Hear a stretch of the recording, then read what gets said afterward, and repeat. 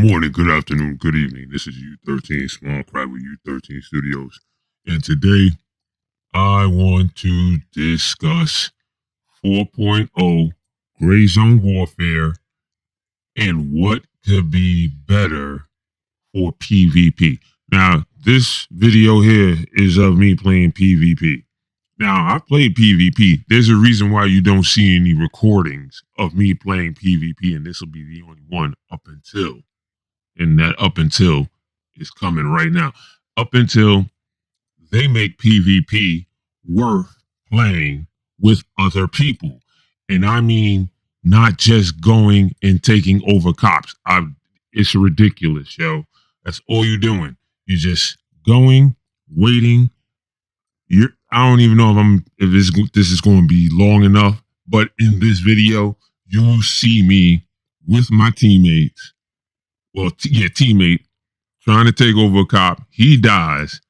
I sit patiently, and even he says it, because I sat there for about half hour, 20 minutes to a half hour. He said, yo, you're patient as hell. While he's coming all the way back from another cop far away. It takes patience. It takes methodical thinking and tactics to play this game. I'm not trying to play Call of Duty in multiplayer. I'm sorry. This running gunning got to go for PvP. This has to be methodical. You have to stop. You have to think. You have to listen. You can watch any video on Gray Zone Warfare with any of these streamers and watch the PvP. All it is a circle jerk. And I mean what I say, a circle jerk. Yeah, I'm going on a little bit of a rant, but also I want to get this out as far as what can help PvP and bring more players. Because there's no way you think that version of PvP is player versus environment. Let's go with player versus environment. So one of my things is, if you want to really take over a cop, and I say a cop should be a daisy chain of 3, you must take over a total of 3 cops to dominate that that circumference area. That would be your zone, where your teammates, your faction mates can come, and like if they die, that's where, everybody spawns. They can pick one of the 3 cops to spawn from. Now, when it's being contested, the other team has to gain all 3 cops in order to sway that zone on their side. That's the only way that's going to work, and it to be more more challenging. On top of that, get rid of the circle. The circle, it's a dead giveaway. You don't need to know where anybody is at. This is a simulator, tactical shooter. It's not even a structural loot shooter. It has to be challenging. You're going to need a squad, and preferably 2 to 3 squads to maintain those cops. You can't just keep fighting over one cop continuously. And also, yes, I agree with everybody else. You need a cooldown time. Now, I think they're going to put that in, and that's fine. But as far as those cops are concerned, that's got to go. As far as just, the circle jerk, kill, respawn, try to take it over. No. It has to be a total of 3 cops. I'm sorry, in order to control a specific area. Now, for, again, the PvPvE, what I noticed on the events, they'll have a particular, anybody, one of the game masters, the GM, to take on a character role as an HVT. Why are people taking on the roles of HVT? How about you make HVT characters, AI? And these AI characters just randomly spawn in on the map at random locations. And what I mean by that, case in point, see my video with Midnight Sapphire with me and and the guys went in. That particular area is ridiculous and crazy. Trying to get in is hell. Trying to get out is the ninth circle of hell.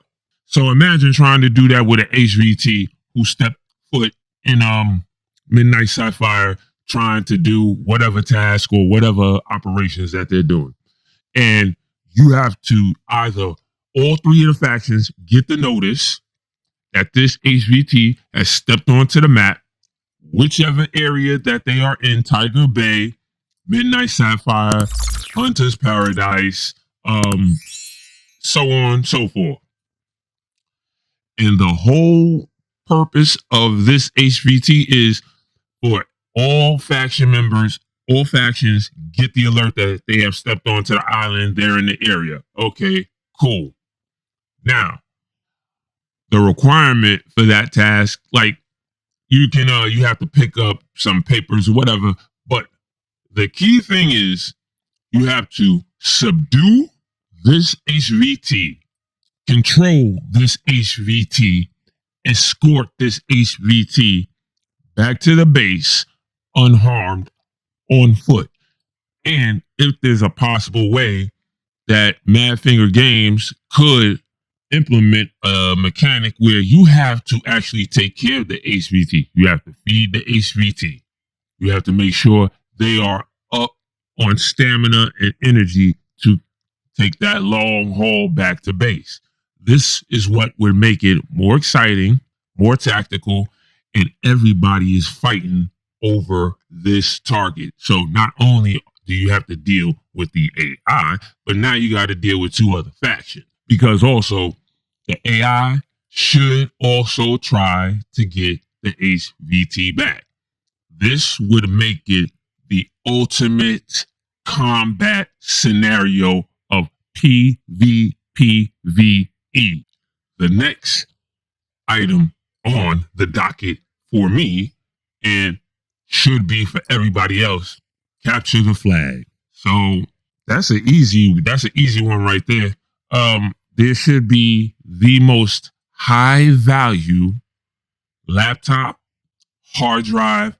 It has to be data information that is pertinent to the faction and that will elevate the faction, meaning the faction, whoever succeeds in getting this flag, i.e.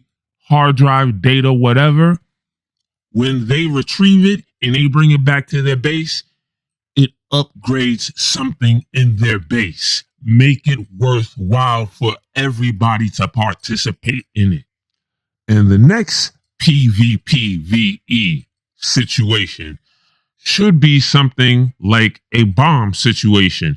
Either a faction has to set a bomb at a specific location, and the other two factions need to disarm said bomb at the location. So you have three factions fighting over this bomb, two trying to disarm and two trying to make sure the bomb goes off, and one trying to make sure the bomb goes off. So still, you have PvPvE. Now that can just be PvP, but the other ones that I'm talking about prior that I just discussed, that has to be PvPvE, meaning the AI also has to participate to make it worthwhile and to be all out war combat. Now the next thing all around for PvP and PvE and PvPvE, the bosses, this is where my AI, large language model, starts to analyze players, combat prowess, tactics, and everything.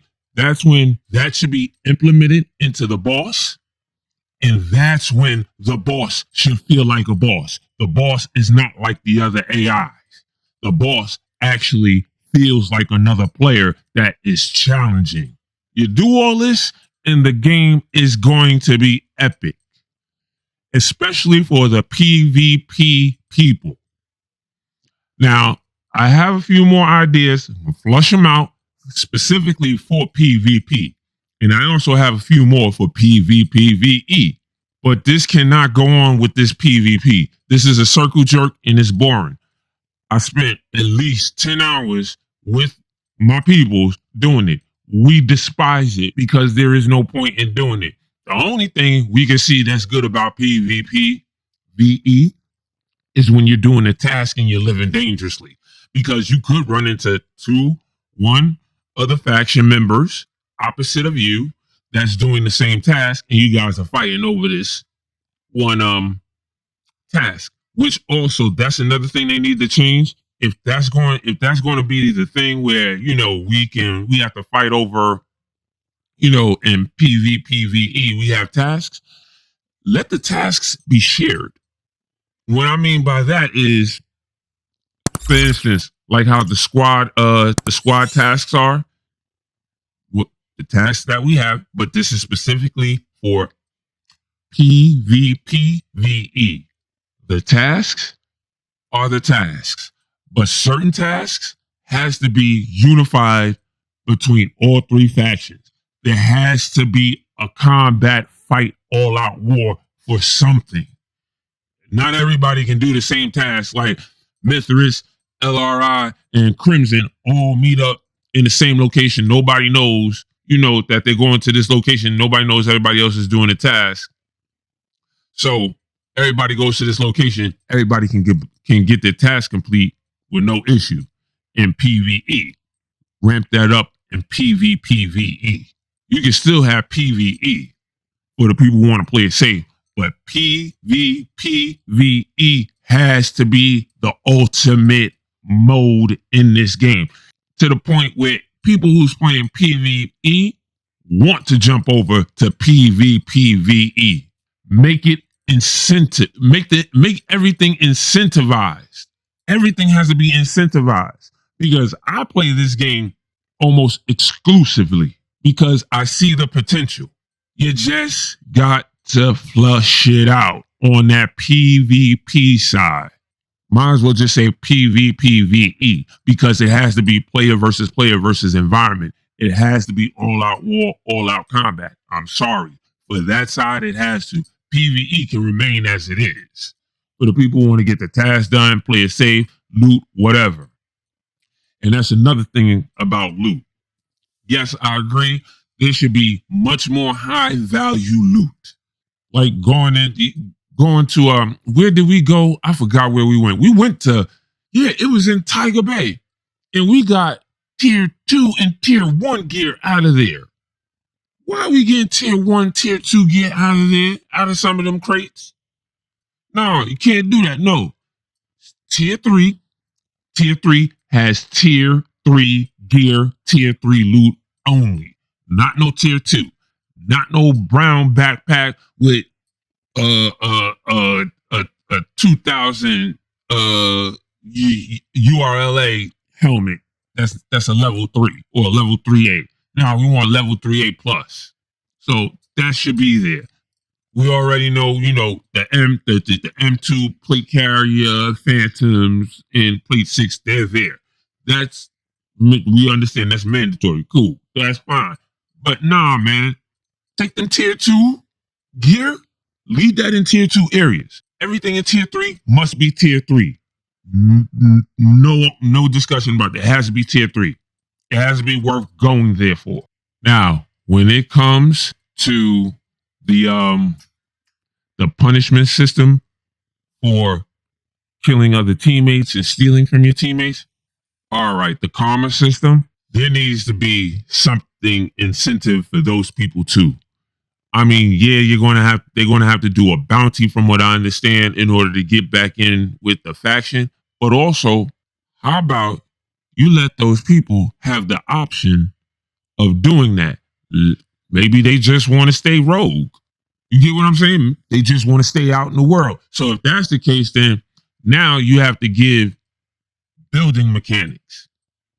Now, I don't know if they can do it, but where these guys who are outcasts, they can get together and create their own faction and build their own base.